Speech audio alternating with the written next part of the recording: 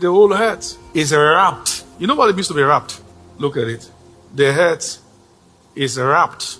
When you wrap, you have layers upon layers of darkness. So sometimes you feel you've dealt with it, just a layer. There's still more. So it takes aggressive and consistent work. No this and no peace. The devil is meticulous. When he wraps what he wraps, you need energy. You need work.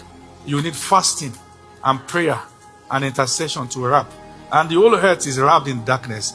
And it's not just wrapping buildings and places. It's wrapping people, ministers, ministry gifts, the anointed ones. People are wrapped in sins. That once you are wrapped in that sin, you can't preach against it. Because those that you have touched with it will come out.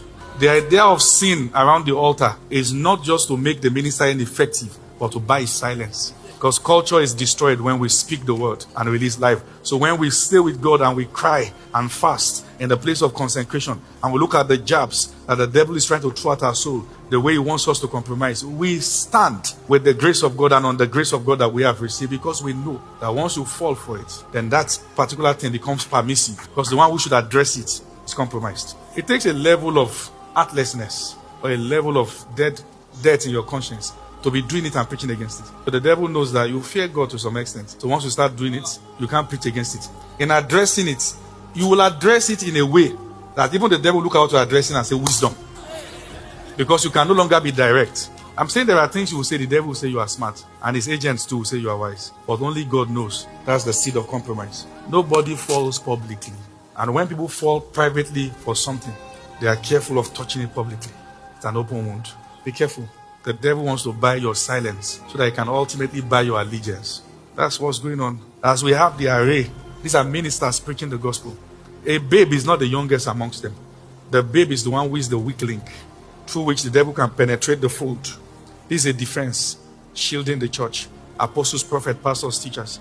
But once there's a gap, the devil will come in through the teaching of this person's compromise and enter the church. And all those who are victims of that attack become loyal members. The reason why you should keep crying to God that you will keep me in your will is because you don't want to be a loose hand in the move of God. And that's the reason why you pray for your pastors. Because the devil is much more interested in leaving all of you and focus on me, or focus on your pastor. So by the time he's damaged in that area, there's a girl he's touching in church. He can't speak against this. What does that mean? The woman whose husband is cheating can't get help because the pastor is doing it too.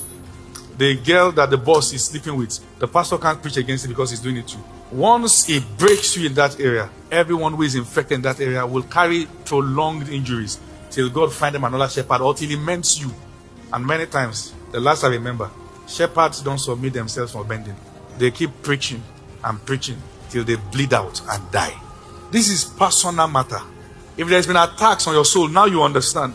Jesus, thou son of David, help me to stand. Keep me from falling so I can stand embracing your cross in the last days.